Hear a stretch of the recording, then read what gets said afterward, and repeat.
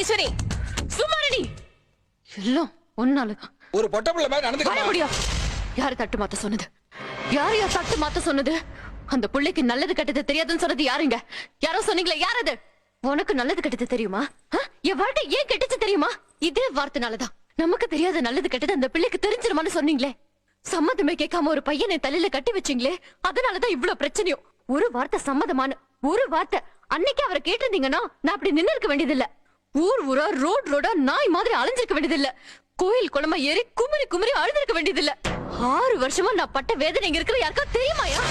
இல்ல என்கிட்ட கொஞ்சம் குடுன்னு பங்கு போட்டுக்கு தான் வந்தீங்களா? கல்யாணத்துக்கு வந்து நின்னுட்டு மூக்கு முட்டை திருடு போனதோட முடிச்சு போச்சு உங்க வேலை. கஷ்டப்பட்டதும் கண்ணீர் விட்டதும் நான் தானே. எதனால? மஞ்சள் தண்ணி ஊத்துன ஆடு மாதிரி வாய் பேசாம ஊமையா நின்னதுனால. நல்லது கெட்டதுன்னு சொல்லி கட்டி கொடுத்துட்டு 4 வருஷத்துல நீங்க போய் சேர்ந்துருவீங்க. காலம் பூரா தள்ள போறது நான் தானே. இனி அந்த தப்ப பண்ண மாட்டேன். மாத்திரை தட்ட திரும்ப மாத்து. நல்லது கெட்டதெல்லாம் நானே பாத்துக்கிறேன். ஏய் நீ எந்திரி. உனக்கு என்ன பிடிச்சிருக்கா?